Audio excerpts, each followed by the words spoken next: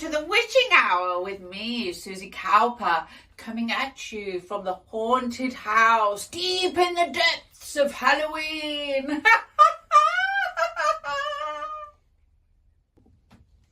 Not really.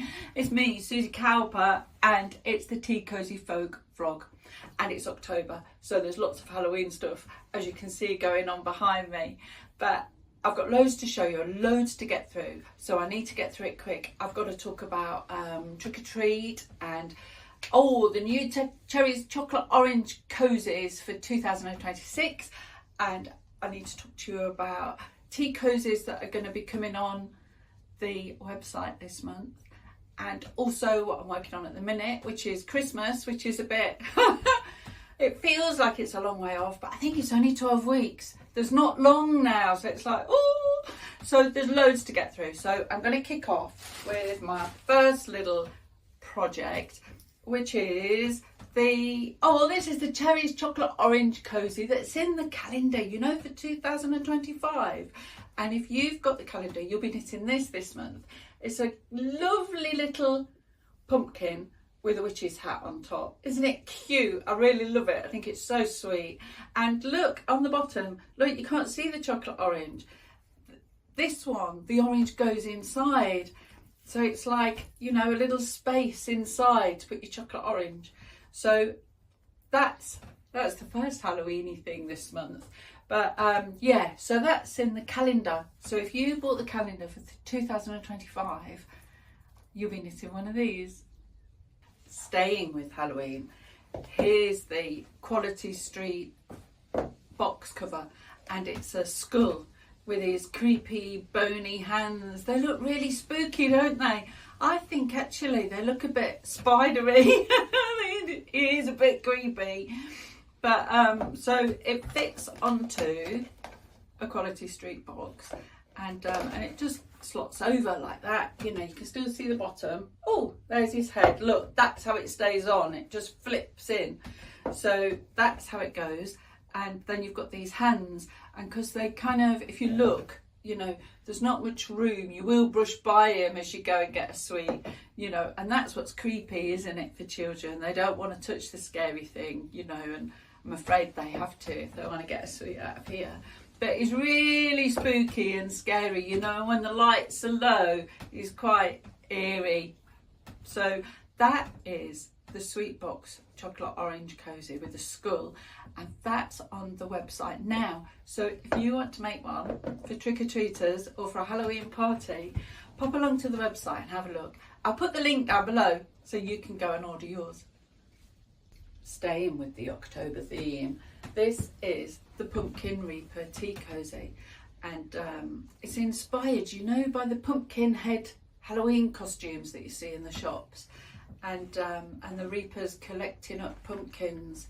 So it's got one here that it's got, and it's I don't know, they're like, I kind of thought when I was designing him that his arms and fingers would be like, you know, Snow White, the Disney version, and the trees grab hold of her dress, you know, when she's frightened and she's trying to get away from the Wicked Queen. So I'm thinking he's got wicked, twiggy arms, you know.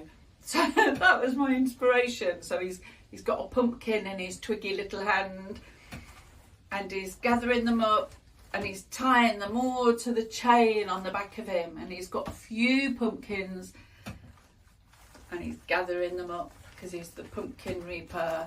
And there's this fringy bit at the front, and under his pumpkin you can see he's got, you know, skeletal rib cage.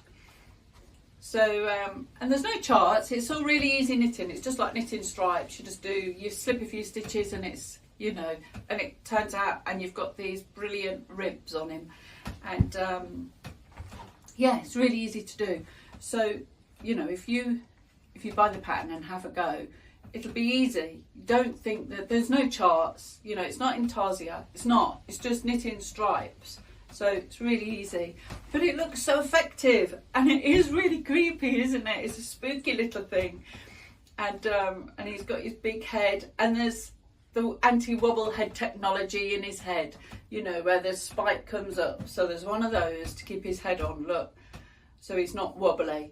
So that's brilliant. So this is perfect for knitting for Halloween, and the pattern will be available to buy and download on the 23rd of October. So, woo! That's the end of spooky season, I'm afraid. But I've been working on this little tissue box cozy, and it's to look like a cake. A lady asked me if I would design one for her, and it's got, you know, a square box of tissues inside. So, and it just disguises it and makes it look a bit prettier. So, and it looks like a, you know, a Victoria sandwich with the jam in the middle and the icing. And I've used these little, they're really tiny little pom-poms. They're ready made, and you just sew them on. But they look like sprinkles, don't they? And there's cream and cherries, and it's just really sweet. It's a nice way to cover up a boring old tissue box, isn't it? The knitting pattern for the cake tissue box will be on the website on the 30th of October. So if you wanted to knit one, you can. And you know, it's quite loose. This is a small box of tissues, really. I didn't know they came in different sizes, but they do. They're all a little bit different. This one, oh look, it's from Aldi, this one. And actually it's quite small. I also got another tissue box, Sainsbury's, their own make tissues. And, oh, you have to get the seam on the side, that's it. Yeah, the Sainsbury's own make tissues in the cube are a little bit bigger, but the cozy fits those as well. So you want it to fit, you know, a knee really, don't you? So yeah, so it'll fit most cube style boxes of tissues. On the 16th of this month, I'm releasing the knitting pattern for the Lamb Chocolate Orange Cosy. Look, there he is. And this was, I think it was March in the 2025 knitting pattern calendar. And it's a really cute little lamb, and he fits onto a chocolate orange, and he's really cute and adorable. And he will be on the website on the 16th of October, so you can download it as a standalone pattern. And next year I'm not doing knitting pattern calendars. What we're doing instead is a little thing where we're doing a little subscription where you buy all of the patterns up front for one price, and then on the 1st of every month the new pattern will turn up in your members area on the TeaCosyFolk website, and you'll get all 12. So if you subscribe, you'll get all 12, or I'll release them separately and you can download the ones that you want, you know, as and when you want them. They will be released a bit later than the 1st of the month. That's the only thing. And also economically, it'll work out better to join the subscription than to buy them individually, depending on how many you want. Oh, it's so complicated. But look, there's a page all about it and where you can sign up. And so then you can weigh up the pros and cons of which is better for you. I've started work on the designs, and obviously there's 12 designs to do, and I'm hoping to get them done towards the start of December, and then I'll be able to show you what they all look like. But I've got the ideas going, and I've started the work. So yeah, so we're on track. So yeah, so I'll put all the details down below. Pop along, have a look at the subscription page and see, you know, if that's something you'd like to join. Okay? Whew, right, okay. So I'll talk more about it as it, you know, gets closer to the start of December. But the subscriptions will start on the 1st of January. So if you've been enjoying having the calendar last year and this year, you know, with your little knitting projects, you can continue with the little knitting projects. It just won't be in calendar form, it'll be in digital form. But hey, sometimes that's better, isn't it? Because, you know, you've got the digital version then. There's not much room on the table, but what I'm working on at the moment is the Knackered Reindeer Tea Cosy. And let's clear some space. So this was inspired by, well, obviously reindeers, but I was thinking, you know, at the end of Christmas Eve, when they've done all that flying round, you know, we always think of Santa and oh, he must get tired and leave him a mince pie because he's doing a hard job. But actually the reindeers are doing a harder job. They've got to pull the sledge, fly about, take him here and there, all weathers, And you know, Santa's not a little chap, is he? He's quite plump. It's a lot of work for them. And I thought, by the end of the night, they must be knackered, the poor things. So this is my knackered reindeer. It's, you know, he's done all his work flying around, and this is how he looks. He's all, he just wants to frop and go to sleep. So I've only done half of it, because obviously the other half will mirror the first half. But so anyway, I'll take you on a tour around him. He's got his droopy little eyes and his red nose and his antler, not his reindeer, his antler sticking up, and his big ear, and that's his face, and his face is resting on the table because he's too tired to hold it up anymore. And these are his legs, and they're coming out in front of him, and yeah, and he's just worn out. I suppose his legs have done most of the work. And then round at the back, he's got a little droopy tail because he's not got the energy to hold it up anymore. And he's going to sleep. I suppose he looks a bit like, you know, if you've got a dog, you know, they kind of go sleep like that, don't they? With their front legs forwards and their head down. So he's kind of sleeping like that. But he looks really cute, doesn't he? So he's my Christmas tea cosy this year, and that's how he's coming on. So this is all the parts to him. I'm just doing the test net now to make sure I wrote it all down correctly, and the tea cosy will be on the website in November. I can't remember what day. I'll have a look and let you know below. But yeah, he's not on the website till November. I just wanted to show you what I was up to at the moment, and it's this, the Knackered Reindeer Tea Cosy. And it's with the reindeer that I'm going to demonstrate this month's knitting tip. So here it is, the TeaCosyFolk knitting tip. And it's about, you know, drawing up, because you have to draw things up a lot, you know, when you're making, I don't know, the bits to tea cozies and stuff. You know, it'll often say, sew a row of running stitches along the cast on edge and draw up and that sort of thing. And at the end of the main cosy, look, this is the main cosy for the reindeer, it says, well, it says T and D, which is thread and draw. So I'm going to show you thread and draw. So I've knitted all of that bit of the cosy, and I'm left with a few stitches on top. There's not a head stabiliser because the head isn't on top of the tea cosy, is it? It's down here in front of him. So there's no head stabiliser with this tea cosy. So it, you know, it just finishes with those few stitches. And so I've threaded up my needle, and you thread through these stitches. And you just take them off. It's just like, you know, when you slip a stitch when you're knitting. So you slip them onto the tapestry needle. You don't need the knitting needle anymore, and you start to pull it through, and you'll see there's a loop here, and as you pull it starts to close. Look, it's closing up. Now put the needle back through that loop like that to complete the round, and pull, and that draws it up. And if you look, it creates like a lovely little star shape in the middle where all those last stitches are pulled in tight together.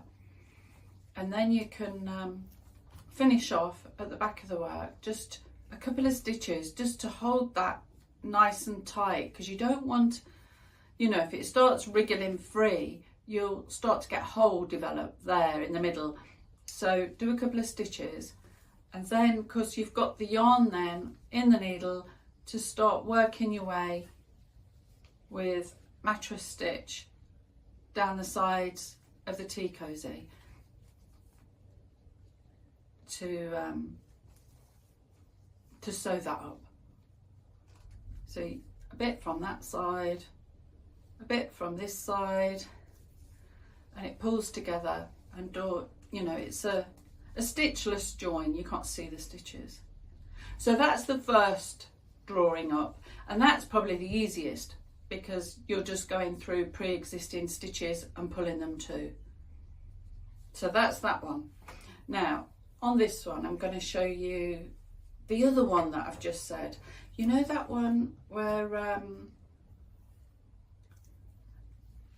where it says at the cast on edge sew a row of running stitches and draw up to close, it usually says. Well, here they are. This is one of his back legs, and this part which is flattened is the hip, I suppose. And there's a lot of ends. So it says to sew a row of running stitches at the top here and draw up. So I'm going to show you the wrong way first.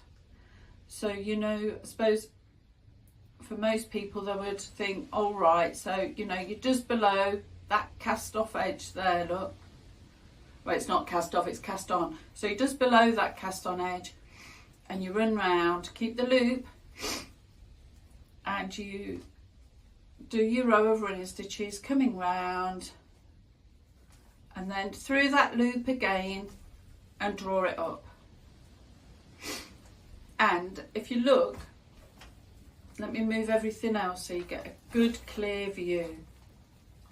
Look, imagine you've got a drawstring bag and you've just pulled the drawstring and you get that raunchy bit at the top where it all kind of comes together like that, and it does that.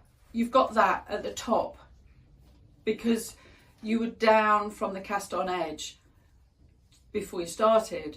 So you end up with this little bit that stands proud. So it's not a nice curve, you know. Reindeers don't have this bit like on the end of their hips. They don't. I'm not an expert, but I think I'm right. You know, it just goes round and it's a smooth curve over the hip, and that spoils it. And you know, it's going to be on the side of the main cozy like this. That is going to be noticeable. You'll see that. You won't be able to hide it. So I'm going to show you how to prevent that from happening. So this is his other leg. So I'm threading up the needle. Right, so this time we're going to sew a row of running stitches and draw up, but our running stitches are going to be more like over sewing. So there's the edge. I don't know if you can see, I'm trying to keep all my fingers out of the way. So you've gone over like this. We call it over sewing, but Americans would call this whip stitch, where you go over the edge, you see? So that'll bring the cast on edge in. Usually if it's a bigger area, you know, that if the cast on was longer, you would just go, ooh, and you can kind of do it going over in this kind of look, in this kind of way. You'd go, so it is like running stitch, but you're going over that top edge. So then you bring in those parts of the stitches of the cast on edge that will make it a flat finish. So, oh, is it drawing up? There, so it's drawing up, there's the loop. I put the needle through the loop and give it a pull. Right, and that is flat now, it's flatter than the other one. I'll get them both and put them side by side so you can see. So this is the one I've done with going over the cast on edge, and this is the one just below the cast on edge, so you can see the difference, you know. And I suppose for most people they'll look at that and think, well, that's only a small difference, but you know, if you do 10% small differences on your next tea cozy, your whole overall tea cozy will be 10% better because the appearance will have been improved. You know, and it's always the little things, you know. You can already do all the knitting and the main sewing up. So the only ways now to improve your tea cozies are to do the little bits, and it's just little bits like this that add up to that 10% better. That's the way I think of it anyway. But I do prefer this than that and I think it looks better. And that's today's tip. I've been working on something else. These little guys, and these are little haggis. You know, they've got their 4 little legs and their funny little haggis nose. You know, they have that funny nose, and they're wearing tam o' shanters. Of course they are, because they're Scottish. So, you know, you can do them in any colour. So I've got a few in assorted, assorted tartans. They belong to different clans, obviously. But they're just cute little things, and they only take about an hour to make. And they're made with, you know, just a little bit of stuffing and brown yarn, and then he's got 5mm black eyes for his eyes, and then the top is made from some cotton weight tartan fabric, which is cut into a square. You round the corners off, and then you do sewing stitches all the way around. It doesn't matter if it ends up like a drawstring bag, because it's going to be on the top of his head, so it doesn't matter. So just do running stitches all the way around, draw them up, and you sew it to his head, and put a little 10mm pom-pom on the top, and you know, and you've got a little tam o' shanter, and they're really cute. And I've knitted a few now, and they're for oh, you know, the random acts of kindness. I'm having a weekend with a friend, and we're going to be leaving little haggises all over the place, so people will know where we've been. They'll be able to follow the trail of haggis. But so because I was making them, I wrote down the pattern, and I'm going to release it as a free knitting pattern on the TeaCosyFolk website on the 16th of October. So if you want to knit a little haggis, or a few little haggises to leave, you know, as little gifts for people to find in the streets, you'll be able to, and it's completely free. So if you're not already on the newsletter list, I'll put the link down below. Join the newsletter, and then you'll get to hear when it's available to go and download. And it's completely free. So, you know, you can have fun. They are fun. They're really cute. And they're brilliant for using up odds and ends of bits of wool, you know, and they don't need, I think the square starts off as a 10cm square or something like that. Not very much. So, you know, you don't need much fabric to make his little hat for him. So that's that, the little haggis, I don't know, they're just little haggis gifts, aren't they? I've named the pattern the Wee Scottish Haggis, so that's how you find him. You might remember that I made some little finger puppets for the nursery rhyme, No More Monkeys Jumping on the Bed, and I was asked if I'd got a knitting pattern for 5 little speckled frogs, which surprisingly I hadn't got that pattern, but I have now. I've created one, and these are my 5 little speckled frogs, and they've got a little speckled log, and and really I knitted them for fun, and for this friend who would like a set to sing at her nursery. So I'm going to send those to my friend, and but I did write down the pattern. So if you would like to make 5 little speckled frogs, you'll be able to as well. The knitting pattern won't be on the website until November, but I won't have them by November, and I wanted to show you them in their full glory before I sent them away. So they're going to be in the post. Toot sweet, they'll be in the post, they will. But so you've got the little frogs, they've got their little arms and legs and their boggly eyes, and you know, and their eyes end up giving them all a different little character. They've got little different expressions, and when they, you know, they do look a bit like they're all playing and giggling, don't they, when you move your fingers. And this is the log, and it's knitted separately, and it's got 2 little leaves on, and they're the log ends. But yeah, it's a really sweet little set, you know, and I can see children really having great fun with this, you know, and they're cute little finger puppets. They'll fit anybody, you know, whether you've got adult fingers or children fingers, they'll fit everyone. So, you know, they're great for nurseries and preschool, but also, you know, for mums and dads, grandmas and granddads, you know, everybody can have fun with these and have a little play. And they are really cute, good fun. So I wanted to show you those. So they're going to be on the website in November, but I'll keep you posted. And this is the last thing I want to show you. Look, it's the little lunar cowl. And you might have seen the newsletter. It went out about it last week. And so it's already available. You can download and knit it. But it's a lovely cowl. It's really close to your neck, so it keeps all the drafts out. So that's really nice.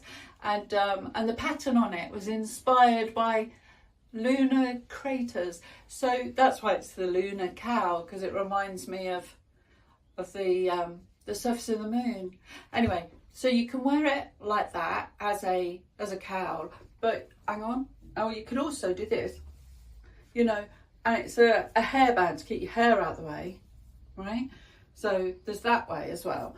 Or, you know, if your head's cold, if you get caught in a blizzard, well, I'm just trying to find the seam. There it is. Or you can wear it as a hat. Now, hats aren't my thing. I don't think hats suit me. Somebody told me I got the wrong shaped face, but maybe they were just being horrible. I don't know. But anyway, or you can wear it as a hat. So it's versatile, you know. And the craters are knitted. They're created with cabling. It's just cabling.